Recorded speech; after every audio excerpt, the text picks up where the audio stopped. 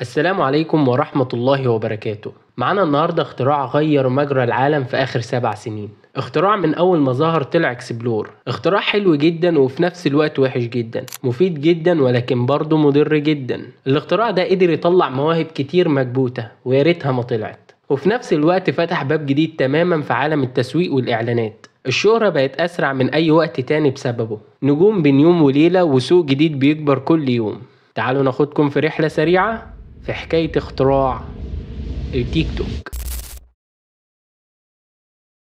قبل التيك توك العالم كان مختلف تماما، كنا عايشين في حالة من السكينة والهدوء والدنيا كانت لذيذة بنمطها المألوف. المنصات اللي كانت بتحكم الساحة زي فيسبوك، انستجرام ويوتيوب كانوا معتمدين بشكل أساسي على المحتوى الطويل أو الصور، وفكرة الفيديوهات القصيرة بالطول كانت محدودة جدا وما كانتش المنصات الكبيرة بتشجعها خالص. لكن مع مرور الوقت الناس بدأت تحس بالملل وإنهم محتاجين حاجة جديدة، حاجة أسرع أبسط ومليانة متعة وتفاعل، حاجة تخليهم يضحكوا يتعلموا أو حتى يرقصوا على أغنية في أقل من دقيقة. كانوا عايزين منصة تكون مليانة إبداع وعفوية وتحسسهم إنهم نجوم بمجرد فيديو واحد. وهنا ظهر التيك توك، التطبيق اللي غير كل القواعد وقلب الترابيزة وفتح عصر جديد من المحتوى الرقمي.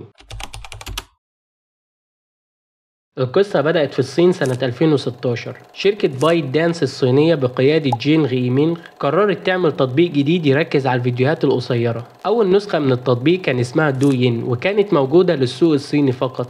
النجاح كان سريع وخرافي، في أقل من سنة قررت الشركة توسع التطبيق للعالم وغيروا اسمه لتيك توك. الفكرة الأساسية للتطبيق كانت مبتكرة جدا، عمل فيديوهات قصيرة جدا أشبه بالأفلام القصيرة ليها قصة وهدف واضح، ومش مجرد فيديوهات رقص وتحريك شفايف مع الأغاني. لكن تيك توك ما كانش هيقف عند الحدود دي. في سنة 2017 شركة بايت دانس اشترت تطبيق ميوزيكلي، والتطبيق ده كان ليه شعبية كبيرة جدا بين المراهقين في أمريكا وأوروبا. الشركة دمجت مميزات ميوزيكلي مع تيك توك والنتيجة انتشار عالمي غير مسبوق. التطبيق اتحول بسرعة للمنصة رقم 1 بين الشباب في كل مكان. بس السؤال المهم، ليه التطبيق ده مختلف عن الباقي؟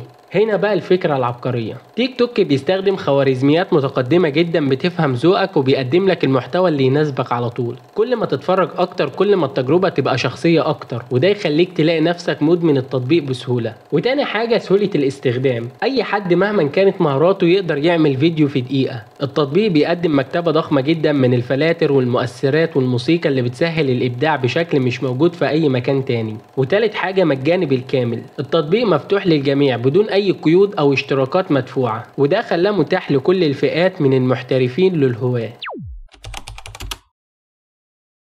النجاح مش دايما ايجابي 100%. رغم شهرة تيك توك وتأثيره الكبير، التطبيق واجه انتقادات ومشاكل كتيرة ظهرت بسببه، ابرزها الادمان. تيك توك مصمم بخوارزميات تخليك تقضي ساعات طويلة عليه من غير ما تحس. المحتوى المتجدد باستمرار بيشد الانتباه وبيخلي كتير من الناس يضيعوا وقتهم بدون فايدة حقيقية. وعندك برضو المحتوى الضار، التطبيق بيسمح بنشر محتوى غير مناسب بسهولة وبيوصل لملايين المستخدمين خاصة الأطفال. كتير من المحتوى ده بيكون ضار نفسيا وسلوكيا وملهوش أي قيمة. وبرضو الترند والمحتوى غير الهادف، استخدام تيك توك بشكل خاطئ ساهم في انتشار محتوى غير مفيد وأحيانا ضار جدا. ناس كتير بتستغل الخوارزميات لنشر التفاهة وإثارة الجدل بهدف الشهرة، وده بيأثر سلبيا على جودة المحتوى اللي بيتقدم. وعندك برضو اللايفات والإسفاف، مؤخرا اللايفات بقت مليانة استعراضات غير لائقة وإسفاف وبقت أسوأ جزء في تيك توك. محتوى اللايفات بيتسم بالفراغ أحيانا وملهوش أي هدف أو قيمة للمشاهد، لكن في النهاية القرار يرجع ليك. زي أي حاجة في الحياة، تيك توك فيه الحلو وفيه الوحش. دورك كمستخدم سواء كنت صانع محتوى أو مجرد مشاهد هو اللي بيحدد تأثيرك. لو صانع محتوى، لما تقدم محتوى قيم وهادف بتفيد الناس وتساهم في تحسين المنصة. ولو اخترت تقدم إسفاف أو محتوى ضار لمجرد الشهرة فأنت بتضر الناس مقابل مصلحتك الشخصية.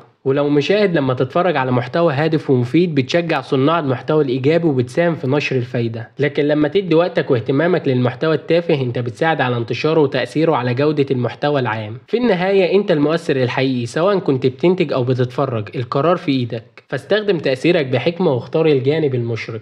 وبكده نكون وصلنا لنهاية حكايتنا النهاردة. ولو الفيديو عجبك ما تنساش تعمل لايك بمناخيرك وشير بودانك وتعمل حركة الاكسبلور وتضغط على الشاشة مرتين وتعمل اشتراك، وكل حاجة ممكن تتعمل اعملها. ولو عندك اي اختراع حابب تعرف حكايته اكتب لنا في الكومنتات، لان الحكايات لسه جاية كتير ان شاء الله. واعرف دايما ان لكل اختراع حكاية.